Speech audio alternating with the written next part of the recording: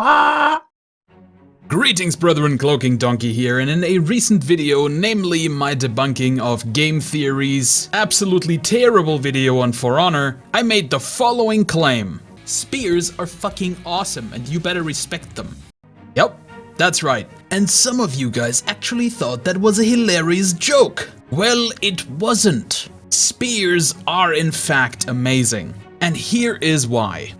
The spear is not just an old military weapon, the spear is one of the first tools that mankind created, presumably. We have evidence of spears made entirely of wood being used 500,000 years BC. Let that sink in, that's 500,000 years ago.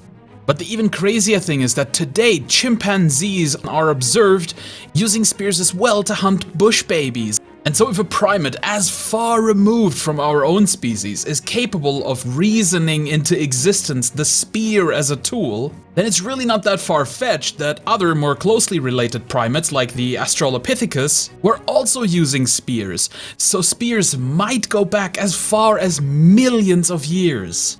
Of course, we'll never know for sure because wood just doesn't preserve very well. But I find it absolutely fascinating how long this concept of a weapon has existed. Because if you think about it, the spear was also the first tool that we created that was entirely meant for killing. Sure, hammers, axes, and clubs can also be used to bash skulls in, but they still have another primary use that isn't killing animals or enemies. Whereas the spear is the first and really ultimate killing instrument. And not only that, unlike some of the other tools we invented for killing, such as the bow, the spear is useful for whatever you are trying to hunt. You're trying to get a rabbit or some other small mammal, use the spear to stab it right out of its burrow. You're trying to get something big like a boar, well, the spear is again very good because it allows you to stay at range from the boar so that it doesn't gore you to death. You're trying to get a bird? Wait till it lands on a branch, and if you're quick and agile, you might very well be able to stick that thing out of the tree with your spear. And if not, you can make the spear a little bit smaller and throw it at the bird. And even for fishing, the spear can be a useful tool. And the spear in general is definitely quite a bit more similar to axes and hammers because it is something that we just subconsciously can figure out how the principle of it works. The other fascinating part for me is the design. For the longest time, the design of the spear has not really changed that much. Sure, in the last couple of centuries we've made some adjustments to the spear, and we'll get to that. But for the longest time in history, it has really always just been the principle of keep them far away and stick them with the pointy end. And all that's really happened to the design is slight improvements. Like around 15 to 20,000 BC when we finally started fire hardening the tips, basically figuring out that if you have a wooden spear sharpened to a point and you hold the point to the fire, the wood will come together and form a much harder, sturdier spear point, which doesn't break so easily on impact. Then during the Stone Age we started making stone and flint spear tips, which were then replaced by bronze spear tips during the Bronze Age and by iron spear tips during the Iron Age.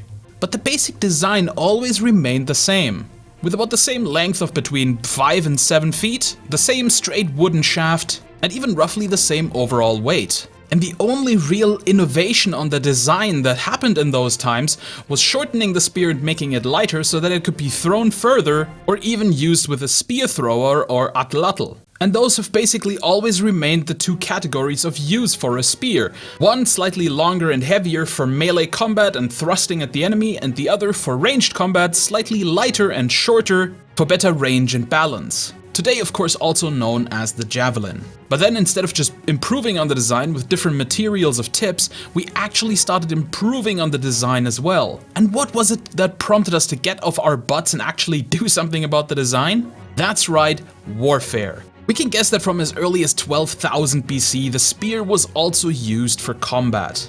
And while during this time not much changed apart from us using different materials for spear tips to just make it even more deadly, as time went past we did start making significant design changes to the spear. Over history there have been many time periods with widespread uses of spears. Most notably probably the Assyrian Guard in biblical times, practically every African tribe ever, the Greek hoplite using their closed rank phalanx, and the Greek peltas skirmishing with javelins. Literally everyone during the Migration period and Dark Ages used spears. It was the predominant weapon for 700 years. And this was during times when swords were absolutely a viable option. And yet spears were still preferred, and not just because of the economical part. Of course, that is also a reason. But they were also just so effective when used in mass by trained troops. And it was much easier to train troops in the use of a spear than it was to train them properly in the use of swords. Which is most likely why the only army before the medieval period that even made widespread use of technically swords was the Romans. The Roman legions were so well trained that they could actually make sword and shield work as a weapon type. Even then, the Romans still used spears in form of the pilum. And the pilum is not just a javelin. The pilum can absolutely also be wielded like a regular spear. If the enemy that was being fought was already too close to make the pilums worth throwing, legionaries could very easily just utilize it as a regular spear. And who else used spears? Landsknechte, Macedonian phalangites, pikemen during the 30-Year War. Because yes, this is the first major innovation that we made to the design of the spear. We increased it in length and in weight, which made it a very, very powerful weapon against cavalry. A cavalry charge into a phalanx of spearmen is pretty dangerous and is going to lose you a lot of cavalry, but it can still succeed. A cavalry charge into phalangites is impossible to achieve, because you cannot even threaten the infantrymen before you are skewered on the pikes. And on top of that, horses are incredibly afraid of pointy things. And horses are stupid, so they can sometimes be tricked to ride into a wall of spears, but a wall of pikes, well, they see them much earlier and they are bigger and thicker and pointier, so it is a lot harder for the horse to ignore. And so when the Macedonians first amassed pike infantry in the form of the phalangites, it immediately dominated the battlefield and changed how war was thought for hundreds of years. As these empires faltered during the Migration period, the pike kind of fell out of use again, and so everybody pretty much switched naturally back to spears as the main armament for their troops. Then during the medieval period, there were some other innovations that we made. We basically turned spears into multi-purpose weapons such as the halberd, which had a piece for slashing and a piece for hacking and a piece for stabbing, or maybe a piece for bashing. There were all sorts of different variations of these that we went through, until the end of the 15th century, when the move went back to pikes. It took a while, but it went full circle back to 3 to 5 meter long pikes. And why? Of course, because cavalry had become so much more prevalent again on the battlefield. During the Migration period and the Dark Ages, cavalry certainly existed. I mean, it's the era of the first knights. But cavalry wasn't absurdly numerous. Very few armies actually had absurd amounts of knights. And even then, spearmen were still perfectly capable to deal with them if they needed to. But during the medieval period, heavy cavalry became the dominant force on the battlefield.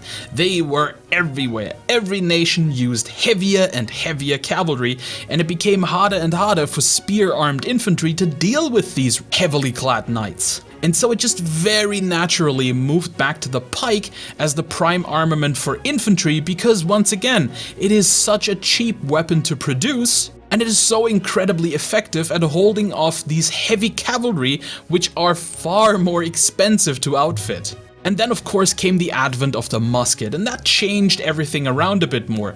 But still, for another 150 years, the pike remained in general service, because it still fulfilled its role of protecting the musketmen from the heavy cavalry. At which point heavy cavalry kind of disappeared into nothingness, and light cavalry was the only cavalry that still really existed in most armies. These light cavalry troops really didn't do these crazy frontal charges anymore, and instead focused on flanking, outmaneuvering, and surprising the enemy from the rear.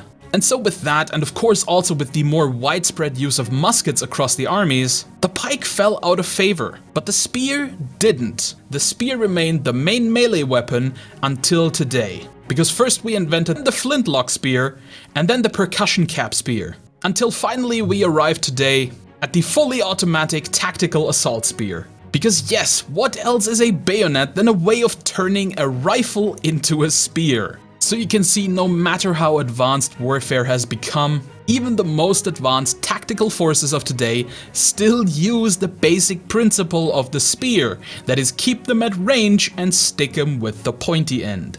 Sadly, when it comes to pop culture, spears have kind of fallen out of favor a little bit. Games and movies are all about swords and katanas and these lame sorts of weapons, when everybody should be focusing so much more on the spear, because it has been around for so much longer, it has been all over the world, every nation has at some point used the spear, and most even still use it today in the form of the bayonet. Spears are awesome, so you better respect them.